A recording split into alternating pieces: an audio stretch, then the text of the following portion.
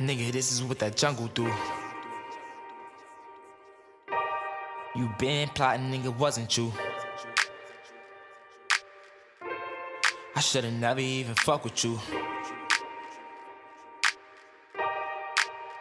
Yeah, I started in the back, had to skip the line, no,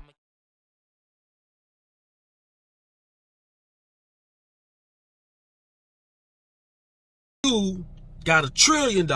You still need people to lay carpet. You still need people to make cars. You still need laborers. Remember, money is fake. Fiat money is fake. It is not backed by gold. It is only backed by belief. People will kill you for that paper, thinking that it's worth something. And this is what happens when you brainwash a nation of people, not just in America.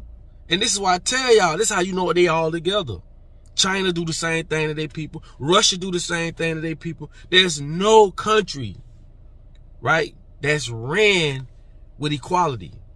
And we the people, it's millions of us and it's only a few of them. But they figured out a way to brainwash us, because I tell y'all, school is the biggest mistake that we make. This is the 12-step brainwash camp, right? This is where you go to be conditioned.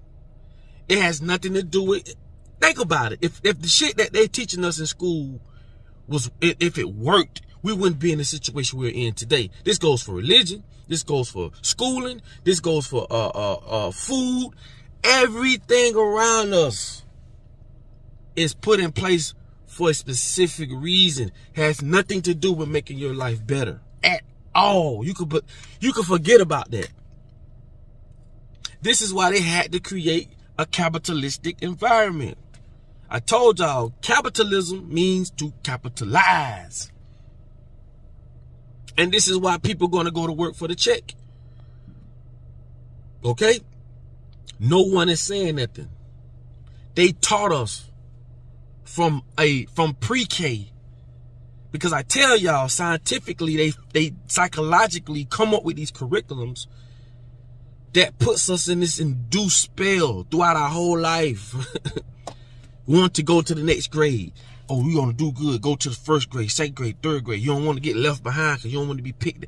And you thinking you moving up the ladder, but you not. All you're doing is being indoctrinated, and you're being put in a position to be controlled later on in your life. And your mama ain't got nothing to do with this.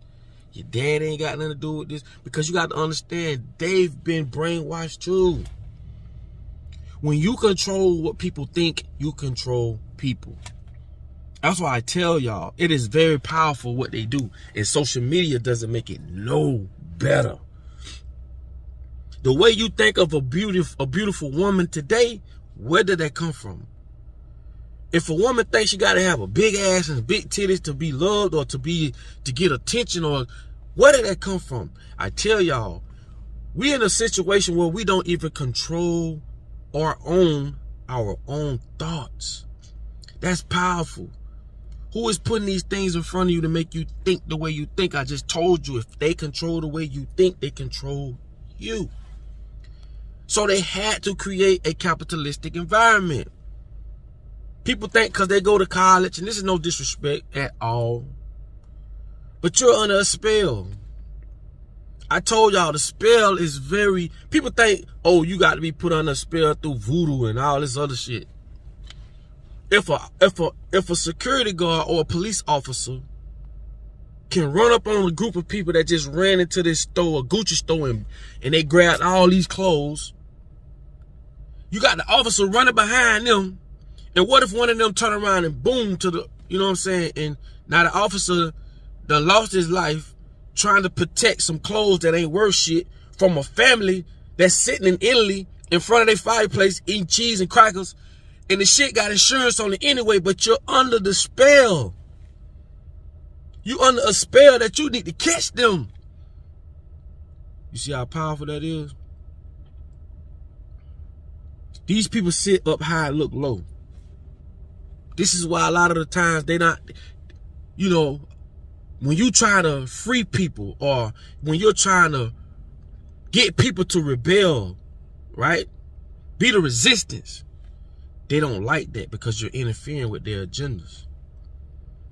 Once people understand, when you tripping over color, like I say, if you jump in the elevator and you're on the elevator with a white man, or a white man on the elevator with a black man, the way you feel, even though that person never did nothing to you, never met you a day in their life, but the way you may feel about that person is controlled by what you have saw and what you've been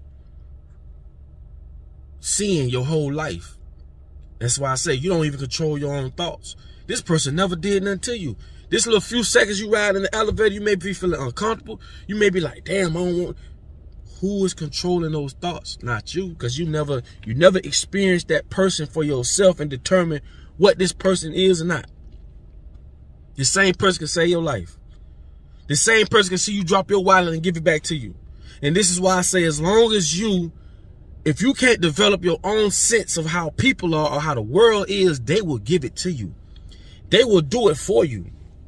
And this is what I call identity theft. When you as a culture don't practice your culture, whether you Haitian, whether you Jamaican, China, well, whatever you are, if you do not practice your own culture and dig up what your culture did and exercise that with your family, that means you need a woman that aligns with that. Remember that. If you don't do these things, if you don't go back and know what your identity is, they will give you an identity. That's basically what I'm saying. That's what I call identity theft. You got Jamaicans, and this is no disrespect to Jamaicans, but I love the way they speak, that patois. That's their culture. But when you see a Jamaican talking like a European, that's like converting a dog into a cat. He's not a fucking cat, he's a dog. Or he's a Jamaican, he's not a European. So when you see people dressed up in suits, not, talking with a proper tongue, you've been converted.